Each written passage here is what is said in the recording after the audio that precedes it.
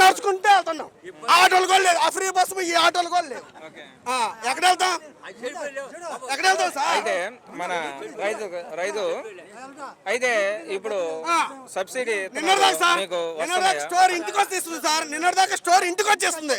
ఇప్పుడు వెళ్ళి 5-6 కిలోమీటర్లు నడుచుకుంటూ తీసుకొచ్చుకోవాల్సి వస్తుంది. నిన్నటిదాకా ఇంటికి స్టోర్ వస్తుంది.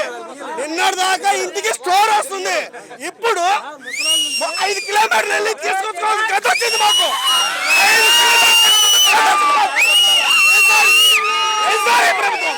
5 కిలోమీటర్లు నడిస్తే సార్ మేమంటే వెళ్తాం. ముసలి ఎక్కడ వెళ్తారు సార్? ముసలి ఏం ఆధారం లేని ఎలా వెళ్తారు సార్? ఎలా వెళ్తారు? అయితే ఇంటికి వచ్చే స్టోర్ సార్. ఇప్పుడు పక్కన చెప్తున్న అబ్బాయికి స్టోర్ కి మినిమము, ఇప్పుడు ఆ పక్కన చెప్తున్న అబ్బాయికి స్టోర్ కి మినిమం 5 కిలోమీటర్లు ఉంది. 5 కిలోమీటర్లు ఉంటాయి. వీడంటే కుర్రోడు ఏదో రూపంలో పోయి తెచ్చుకుంటే ఏదో వెహికల్ వాడుకుంటాడు. అదే వాళ్ళ ఊర్లో ఎంతమంది ఉన్నారు?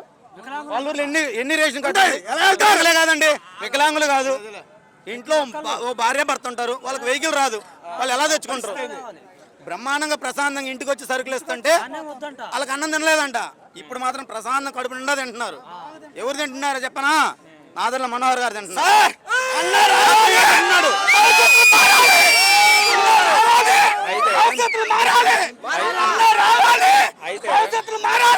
అయితే మీకు సబ్సిడీ గ్యాస్ సిలిండర్లు వస్తున్నాయా? రావట్లేదు సార్.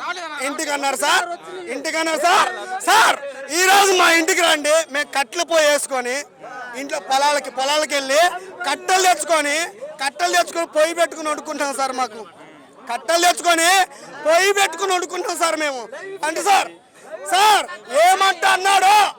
ఇంత ముందున ప్రభుత్వంలో ఒక గ్యాస్ తెచ్చుకోగలం సార్.